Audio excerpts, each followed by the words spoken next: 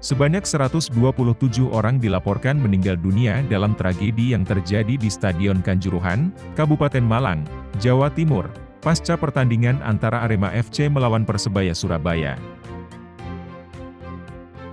Kapolda Jawa Timur Irjen Pol Niko Afinta dalam jumpa pers di Kabupaten Malang, Jawa Timur, Minggu 2 Oktober, mengatakan dari 127 orang yang meninggal dunia tersebut, 2 diantaranya merupakan anggota Polri. Niko menjelaskan, sebanyak 34 orang dilaporkan meninggal dunia di Stadion Kanjuruhan, Kabupaten Malang, sementara sisanya meninggal saat mendapatkan pertolongan di sejumlah rumah sakit setempat. Hingga saat ini terdapat kurang lebih 180 orang yang masih menjalani perawatan di sejumlah rumah sakit tersebut. Selain korban meninggal dunia, tercatat ada 13 unit kendaraan yang mengalami kerusakan, 10 diantaranya merupakan kendaraan Polri. Lanjut dia, pertandingan di Stadion Kanjuruhan tersebut berjalan dengan lancar.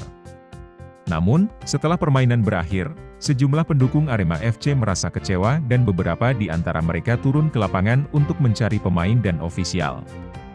Petugas pengamanan kemudian melakukan upaya pencegahan dengan melakukan pengalihan agar para supporter tersebut tidak turun ke lapangan dan mengejar pemain.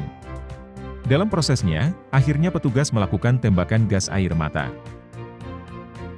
Menurut dia, penembakan gas air mata tersebut dilakukan karena para pendukung tim berjuluk Singo Edan yang tidak puas dan turun ke lapangan itu telah melakukan tindakan anarkis dan membahayakan keselamatan para pemain dan ofisial.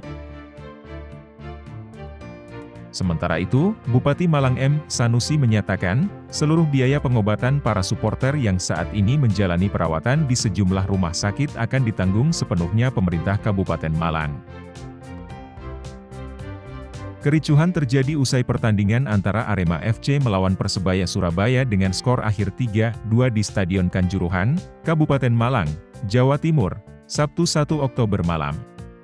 Kekalahan itu merupakan yang pertama bagi Arema FC sejak 23 tahun terakhir.